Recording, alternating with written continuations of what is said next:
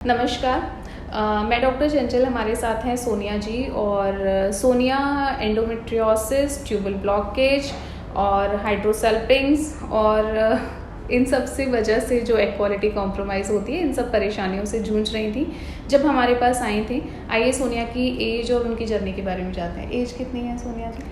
अभी I am 36। शादी को कितना समय हो गया?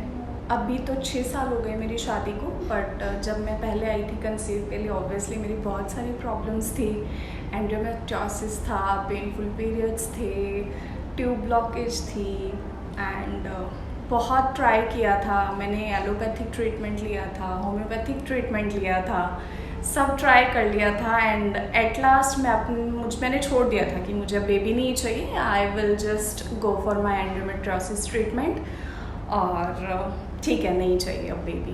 But when I came here, as your नाम suggest, Asha Ayurveda, it was really hope for me कि चलो ठीक है, इतने लोग आ रहे हैं तो हो सकता है मेरा भी कुछ हो जाएगा। सो फिर मैंने 1 साल प्रॉपर परहेज के साथ ट्रीटमेंट लिया आशा आयुर्वेदा में एंड 2 साल पहले आई कंसीव्ड और मेरा बेबी बहुत हेल्दी है and touch would I am also fit and fine. और हमने प्रेगनेंसी में भी आयुर्वेदिक ट्रीटमेंट काफ़ी हद तक लिया था।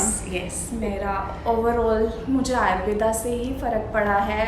एलोपैथी से सिर्फ मुझे साइड इफ़ेक्ट्स ही हो रहे थे and now with Ayurveda I am good.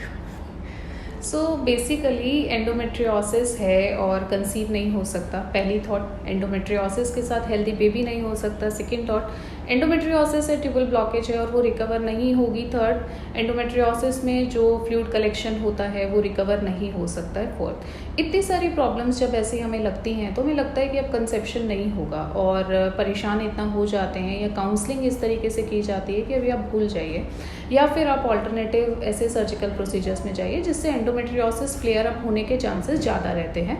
Results definitely मिल सकते हैं लेकिन चांसेस बहुत ज़्यादा रहते हैं कि कंडीशन और वर्सन हो जाती है। प्रोग्नोसिस काफ़ी पुअर ही रहता है वहाँ पर भी। तो जब ऐसी प्रॉब्लम होती है तो क्या आयुर्वेदा रिकवर कर सकता है? डेफिनेटली कर सकता है। ऑलमोस्ट 60 से 70% केसेस में ये सारी प्रॉब्लम्स रिकवर होती हैं और उन सबको रिकवर करके आप नेचुरल तरीके से कंसीविंग अचीव कर सकते हैं। देन नेक्स्ट क्वेश्चन इज़ कि क्या अगर इतना क्रिटिकल पेशेंट आयुर्वेदा के थ्रू कंसीव किया है तो क्या आयुर्वेदा उसका जो एंटीनेटल केयर है या जो 9 महीने में प्रेगनेंसी में उसको मैनेज करने के लिए ट्रीटमेंट दिया जाता है, क्या आयुर्वेदा में वो भी संभव है? डेफिनेटली वो भी किया जाता है। और स्पेशली एंडोमेट्रियोसिस के जो कंसीव पेशेंट्स होते हैं वो उनको बोलते हैं कि आप पहले 3 महीने का ट्रीटमेंट एटलीस्ट, जो जब तक क्रिटिकल कंडीशन है तब तक आप आयुर्वेदिक ही लीजिए, क्योंकि आयुर्वेद के सिद्धांतों पे हमने उन चीज़ों पे काम करके कंसेप्शन अचीव किया है। तो अगर हम उसको मेंटेन करते हैं तो प्रेगनेंसी के सर्वाइवल बहुत अच्छे रहते हैं। वरना बहुत बार पेशेंट कंप्लेन करते हैं कि मैम कंसीव हो जाता है लेकिन अबॉर्शन होने के चांसेस ज़्यादा होंगे, ऐसा डॉक्टर बताते हैं।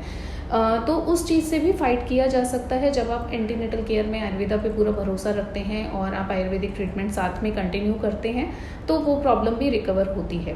तो अगर इतनी प्रॉब्लम्स के साथ सोनिया माँ बन सकती हैं और आयुर्वेद के माध्यम से ये संभव है, तो मैं बस यही मैसेज आप तक पहुँचाना चाहती हूँ कि एंडोमेट्रियोसिस में भी नेचुरली कंसेप्शन होता है और वो कंसेप्शन हेल्दी होता है और आपकी प्रेगनेंसी स्मूथ निकल सकती है। तो ऐसी कोई प्रॉब्लम है तो आप आयुर्वेद को ज़रूर अपनाएं, सतत रहें, सजग रहें और आयुर्वेद के साथ स्वस्थ रहें। धन्यवाद।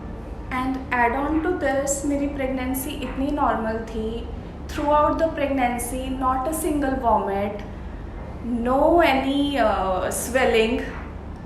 9 मंथ तक भी मैं ऑफिस गई थी।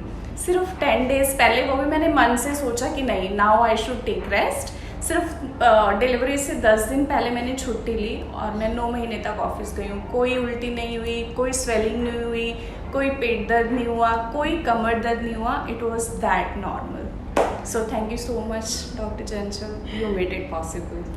Thank you so much. Thank you.